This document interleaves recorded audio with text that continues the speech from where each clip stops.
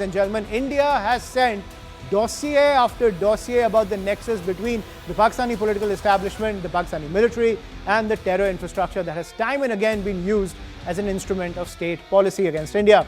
But in the wake of Operation Sindhu, the nexus has become more brazen in promoting Pakistan's terror ideology.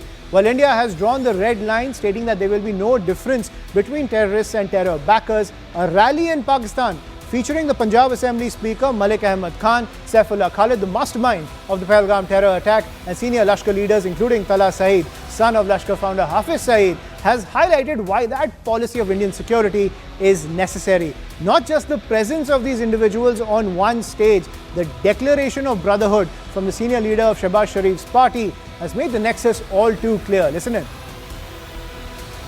मेरा सैफुल्लाह कसूरी साहब के निस्बत professor तला साहब के साथ मेरी तल्लुकदारी किसी ऐसी बुनियाद की वजह से नहीं है। मेरा एक रिश्ता है हाफिज सईद साहब के साथ, मेरे वालिद मरहूम के साथ उनका बहुत गहरा तल्लुक था। मलिक रशीद साहब के साथ उनका भाइयों जैसा रिश्ता है।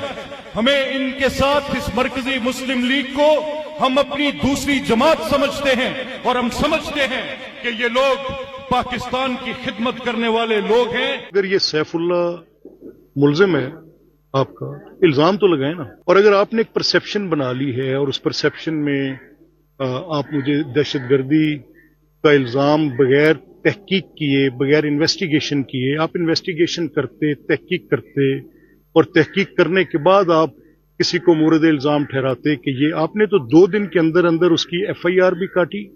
उस FIR के भी इन्वेस्टिगेशन भी कोई कंप्लीट नहीं हुई, उसमें कोई एविडेंस नहीं है, कोई शहादत नहीं है, और आपने मेरी क्रॉस बॉर्डर टेररिज्म कर दी। आपने जो दहशतगर्दी की, आप बड़े दहशतगर्द हैं कि सैफुल्लाह बड़ा दहशतगर्द है। मोदी जो अपने 25 लोगों को खुद कत्ल करके बहाना बनाता है, वो क्या कोई शख्स जो अपने हुलिये की बुनियाद पर जांचा जाएगा कि कौन दहशतगर्द है? Such a statement and such a rally where Pakistani politicians and terrorists rub shoulders is coming at the same time as Bilawal Bhutto is heading a delegation in the United States to drum up support for Pakistan on the international stage. The irony of the optics is something Pakistan can't contend with, ladies and gentlemen. However, not just the invocation of brotherhood from the political leadership, the tactics of Asim Munir, the elevated field marshal of Pakistan, also known as the Jihadi general, has shed more light on the misinformation campaign. Top intelligence sources say that Muslim clerics have been employed by the military to play down the damage caused to Pakistan. In fact, some clerics are telling their followers that to question the forces and the government is un-Islamic. While earlier the tango of terror and the Pakistani state was reserved for books by senior journalists and former Pakistani generals, now it is pretty much out in the open, a combination of terror and religious fundamentalism as state policy under the garb of peacekeeping in the West. What more is required to indict Pakistan on the international stage for greater punitive action? Or do we finally see the bailouts, the support from the West as a strategy to contain India? Let's get to our guests. I'm joined by Lieutenant General D.P. Pandey, former GOC of the 15 Corps, Tara Karta, former director of the NSCS, and Matt Kling, Republican strategist. Matt, I'll come to you first. Now, you've seen the statements coming in from Pakistan. You've seen the terrorists, the politicians, the military leaders rubbing shoulders with each other. Does the West still need more evidence that this tango with terror is the norm in Pakistan? Is more punitive action needed, or is more evidence needed? What more does India need to do when it comes to dossier after dossier to show that the terror infrastructure is entrenched in the entire Pakistani system? Well, look, I am by no means an expert on terms of internal Pakistan politics. However, I can tell you that from an American perspective, we have been fighting the war on terror since September 11th of 2001. Pakistan was an ally when we were heavily engaged in Afghanistan. They have become a considerably less reliable ally over the last decade. And I know that President Trump and Prime Minister Modi have a uniquely close relationship. And I believe that in the long term, America's future rests much more closely on a stronger alliance between India and America than with India and Pakistan. So it does not surprise me in the slightest that Donald Trump, who positions himself as a man for peace, wanted a de-escalation of tensions. However, look, the Americans are not going to begrudge India for defending itself, especially against terror, whether it's by individuals or the states that sponsor them. In fact, I believe that Donald Trump has made that very same point in his first term, and it is a reflection of his second term. So I think that he doesn't want a full-scale war, but again, the tactical strikes or even the strategic strikes by India against the terrorist infrastructure in Pakistan, I think it's something that America is not going to begrudge India in the short term or in the long term, provided it doesn't lead to full-scale conflict. Right, but Matt, I want to get to the root of this issue, because you just said that India struck the terrorist infrastructure. You're saying it very normally, if I may, that you're saying it very normally that there is a terrorist infrastructure inside Pakistan. Yet, Pakistan is a partner of the United States. Now, at the same time, we've also shown you the evidence where lawmakers are rubbing shoulders with prescribed terrorists.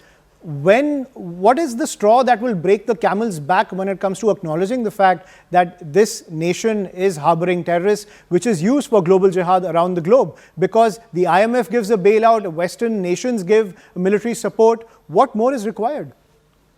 Yeah, I mean, look, again, that's a decision that's made above my pay grade. It seems to me that the case is pretty black and white or very straightforward. Look, but when geopolitics get involved, I think that America will never completely distance themselves. I mean, look, we work with the Qataris. The Qataris had Hamas based in Qatar for a very long time. So again, there are broader strategic implications at play.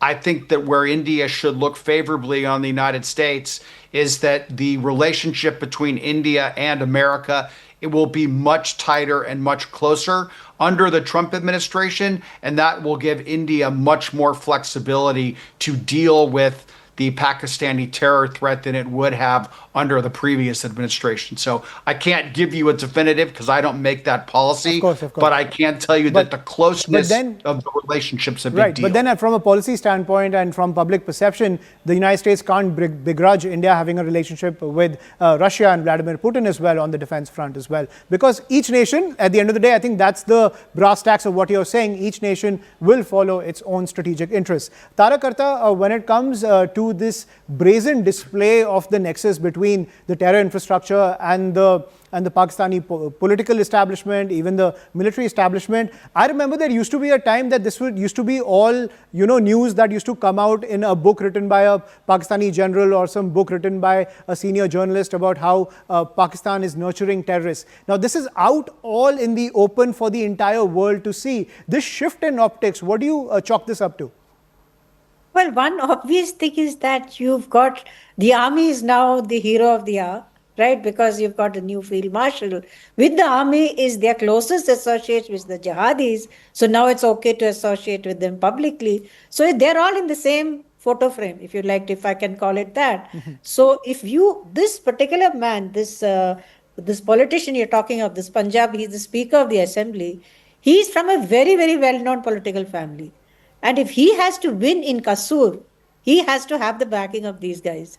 Kasur is the center in Pakistan of fabricated blasphemy cases. It is the largest. That is what the place is. He wants to win elections. He needs these guys.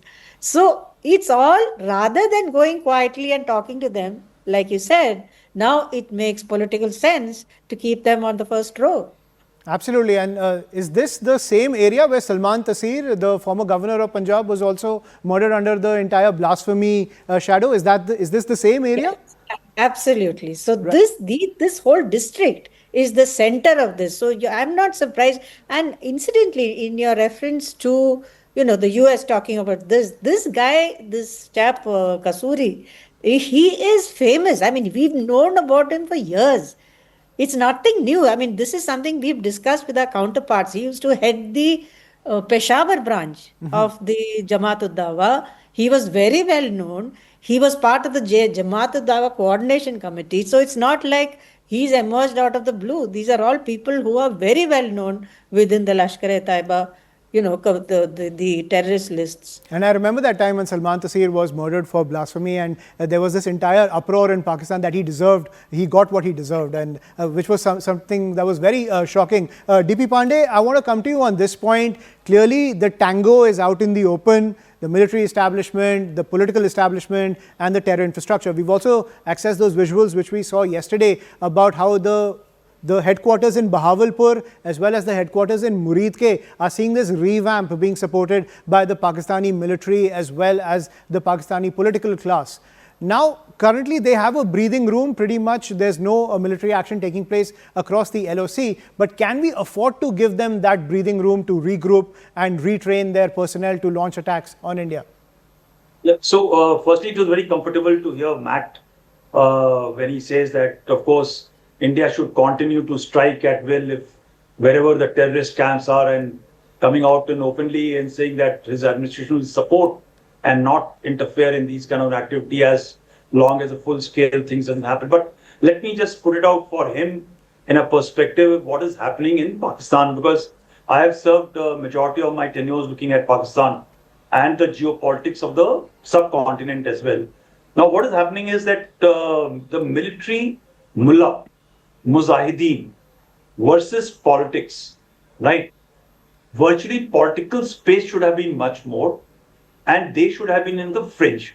There's a competition possibly which is happening between the mullahs, the politicians, between the military and the mujahideens.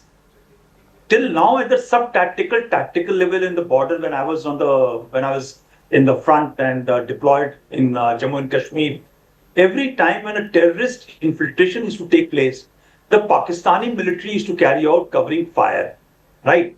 They is to enable launch pads, they is to provide intelligence, they is to ensure that the firing is down so that our troops are actually getting engaged, and thereafter they is to infiltrate or exfiltrate terrorists. They is to also put across through drones, drugs, weapon and everything across. So there is a certain degree of shame when the global war on terror started, led by America, and that time Mr. Bush said either our way or highway, that it compelled Pakistan to go into a certain degree of hide, try to cover up that they are not along with the terrorists and they will stay away from the terrorists. Now, lately in last about 2-3 years, couple of things have happened. Each of the nations are running with the hounds, and they are hunting out in the open. So each country has got its non-state actors, paramilitaries, mercenaries, armies out in play, either in Africa or in Bangladesh or in Myanmar.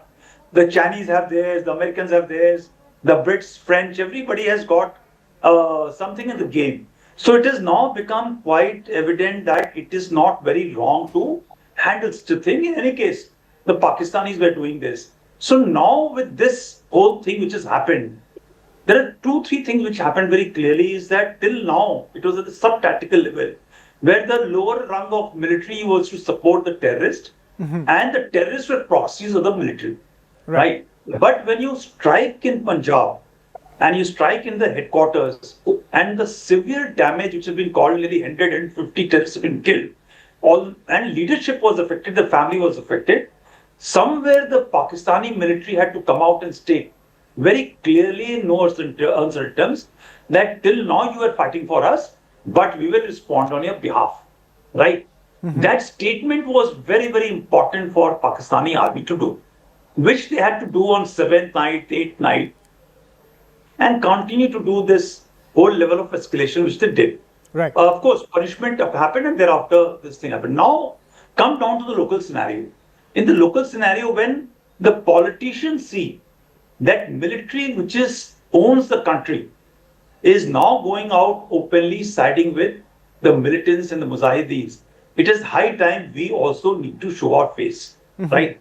So the political space to come in, to get vote, to get out, to reach out, it is very important that you need to engage. So therefore you will find Bilawal Bhutto talking like this.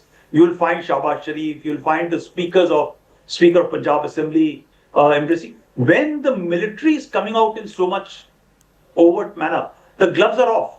Right. We and the terrorists are now brothers together in this war. in this jihad against Hindus. And I must warn Matt and his the team of strategists, when you reach and read, there are videos which are very clearly available that they're having a long game in play. That tomorrow, when Obama, Hussein, XYZ can become the president, me and you as a Muslim are going to become a president of America. So they are playing a long game. Right.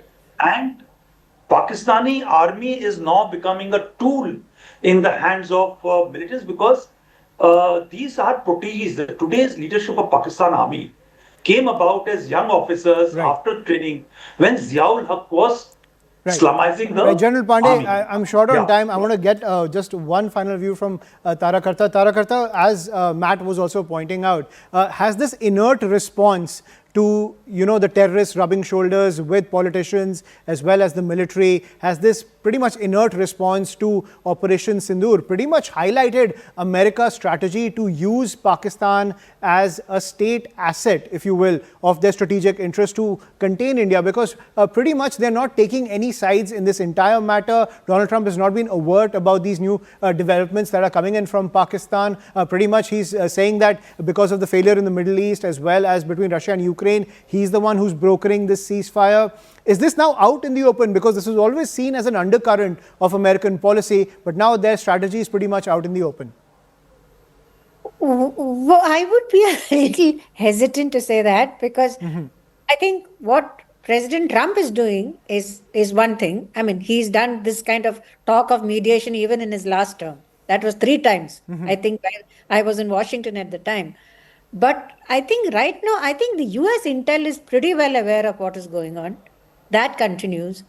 The only thing that we are really worried about, I mean, this is a real worry, that if the US doesn't take Pakistan terrorism seriously, and just yesterday we've had the notices of Pakistanis training Boko Haram. They are all over the place. They are in Spain, they are in Nigeria, they are in Germany, they are in France, they are in the US earlier. Now, if you think this threat is over, that is worrying for me. And it should be worrying for the US. But I think as far as you separate the intel people and the political people, I think the political people have taken their eye off the ball. Absolutely. Absolutely, and that seems to be the situation in the United States, because instead of cracking down on global terror, the aim seems to be to stop any kind of people from those countries coming into the United States. So I'll make immigration tougher to protect the United States instead of cracking down on global terror. That seems to be the Donald Trump doctrine when it comes to the United States. General D.P. Pandey, Tarakarta, as well as Matt Ling, thank you so much for joining us and having this illuminating discussion about the road ahead when it comes to dealing with the terror emanating from Pakistan. That's all we have to pack it on the show on Hard Facts.